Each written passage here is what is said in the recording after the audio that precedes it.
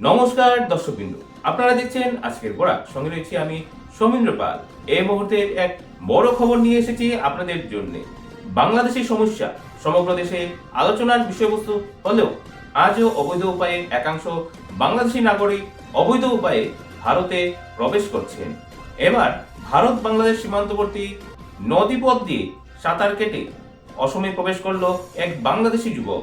কর্তব্যরত একজন বিএসএফ কর্মীর হাতে আটক হয় এক বাংলাদেশি যুবক। আসামে আবারও আটক বাংলাদেশি নাগরিক। বিএসএফ কর্মী গ্রেফতার করেছেন একজন বাংলাদেশি নাগরিককে। উন্মুক্ত নদীপথে সাঁতার কেটে আসামে অনধিকার প্রবেশ করল এক বাংলাদেশি নাগরিক। এতে জনমনে প্রশ্ন উঠেছে, কিভাবে নদীপথ উন্মুক্ত রাখা হয়েছে। বিএসএফ আটক করল একজন বাংলাদেশি যুবককে। সীমান্তের কুশিয়ারা নদী সাঁতার দিয়ে পার করে করিমগঞ্জ সীমান্তে প্রবেশ করতেই গ্রেফতার করা হয় তাকে। কিভাবে নদীপথ উন্মুক্ত করে রাখা হয়েছে, এর ফলে এভাবে নদীপথে একাংশ বাংলাদেশি নাগরিক অবৈধ উপায়ে ভারতের আসামে প্রবেশ করার ঘটনা প্রকাশ্যে এসেছে। আসামে অবৈধভাবে প্রবেশ করা বাংলাদেশি যুবককে প্রথমে বিএসএফ এর পিটি জেড ক্যামেরায় ধরা পড়ে। ধৃত যুবক বাংলাদেশের সিলেট জেলার বাসিন্দা শাহাবুদ্দিন চাপুরিয়া বলে ইতিমধ্যে বিএসএফ এর জেলায় উল্লেখ করেছে বলে জানা গেছে।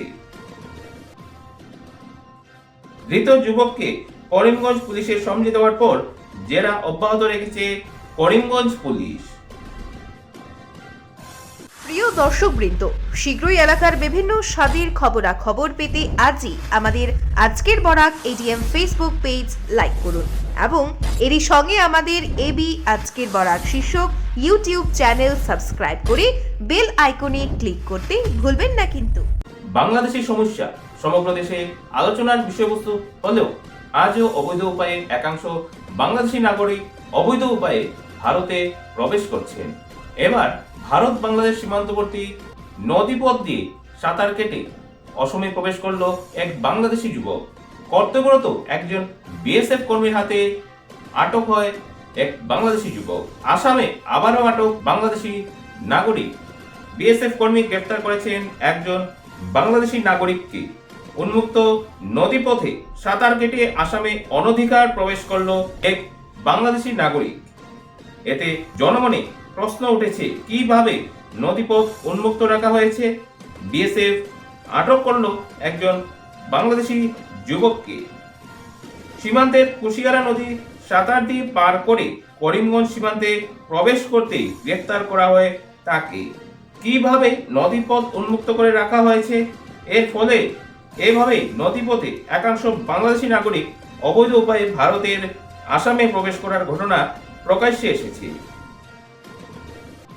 আসামে অবৈধভাবে প্রবেশ করা বাংলাদেশি যুবককে প্রথমে বিএসএফ এর পিটি জেড ক্যামেরায় ধরা পড়ে। ধৃত যুবক বাংলাদেশের সিলেট জেলার বাসিন্দা শাহাবুদ্দিন চাপুরিয়া বলে ইতিমধ্যে বিএসএফ এর জেলায় উল্লেখ করেছে বলে জানা গেছে। ধৃত যুবককে করিমগঞ্জ পুলিশের সমঝে দেওয়ার পর জেরা অব্যাহত রেখেছে করিমগঞ্জ পুলিশ। আপনারা দেখছেন আজকের Barak, a house of Adrija digital media.